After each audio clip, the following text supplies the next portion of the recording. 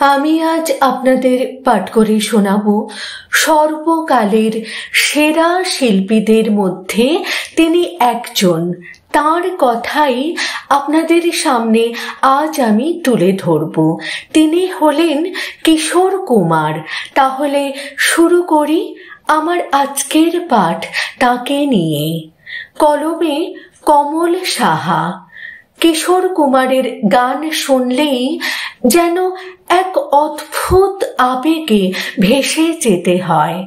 তার কণ্ঠে ছিল এক অনন্য আবেদন, যা প্রেম, বিরহ, আনন্দ, দুঃখ সব অনুভূতিকে জীবন্ত করে তুলতে পারত।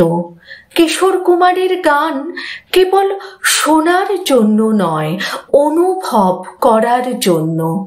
তার কণ্ঠের জাদু, সুরের আবেদন আর গানের গভীরতা আজও আমাদের মন ছুঁয়ে যায়।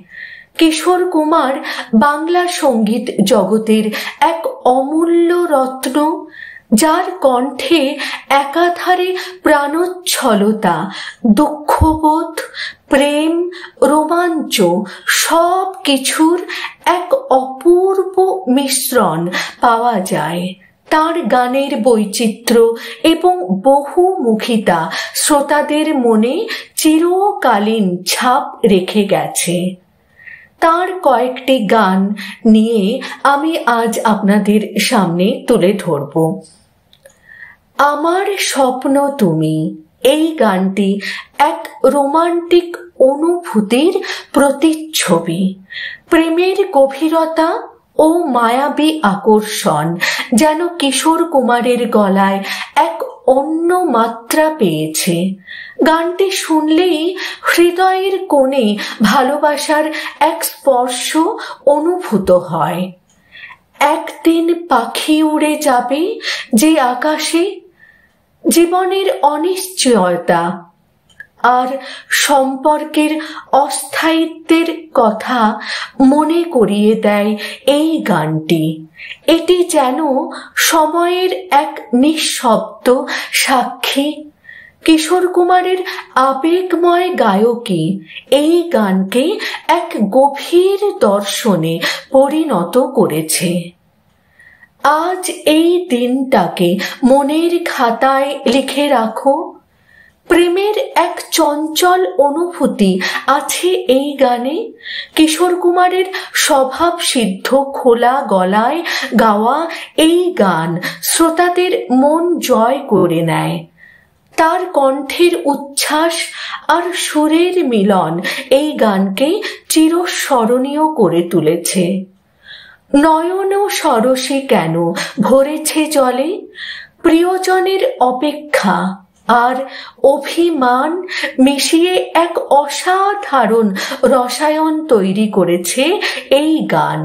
কিশোর কুমার তার কণ্ঠের মাধ্যমে প্রেমের অভিব্যক্তি ফুটিয়ে তুলতে যে কতটা দক্ষ ছিলেন, এই গান তার উৎকৃষ্ট উদাহরণ।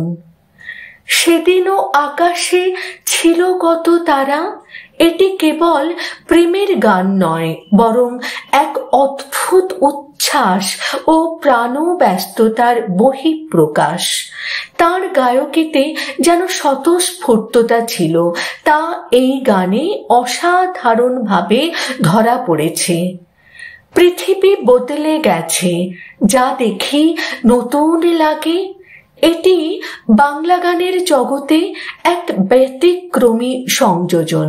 মজাদার কথার সঙ্গে কিশোর কুমারের অনবদ্য গায়কী একে বিশেষ আকর্ষণীয় করে তুলেছে।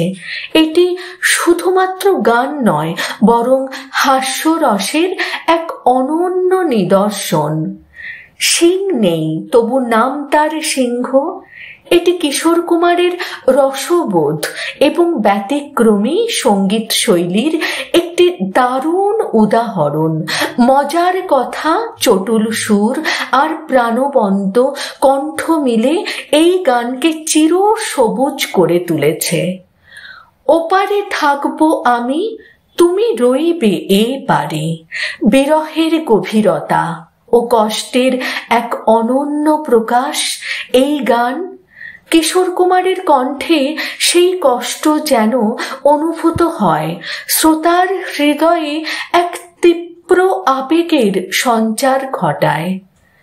আমার পূজার ফুল ভালোবাসা হয়ে গেছে, প্রেমের এক সুন্দর আকুতি ধরা পড়েছে এই গানে। এটি শুধু গান নয়, বরং প্রেমিক হৃদয়ের প্রতিধ্বনি। কিশোর কুমারের গায়কী গানটিকে আরো মায়াবী করে তুলেছে। ওপারে থাকবো আমি, তুমি রইবে এপারে, প্রথম প্রেমের আবেগ, হারিয়ে যাওয়ার বেদনা আর স্মৃতির এক অদ্ভুত মিশ্রণ এই গান। সময়ের সাথে প্রেম বদলে যায়, কিন্তু স্মৃতিগুলো থেকে যায়। এই ভাবনাটি কিশোর কুমার তার অসাধারণ কণ্ঠে ফুটিয়ে তুলেছেন। কিশোর কুমার শুধুমাত্র একজন গায়ক ছিলেন না, তিনি ছিলেন এক বিস্ময়কর শিল্পী, যিনি বাংলা গানের প্রতি তার অগাধ ভালোবাসা দিয়ে আমাদের মন জয় করে নিয়েছেন। তার গানের আবেদন কখনো ম্লান হবে না। এখনো যখন তার গান বাজে, মনে হয় যেন তিনি আমাদের সামনে বসে গাইছেন, আমাদের জীবন ও অনুভূতিকে গানে গানে রঙিন করে তুলেছেন।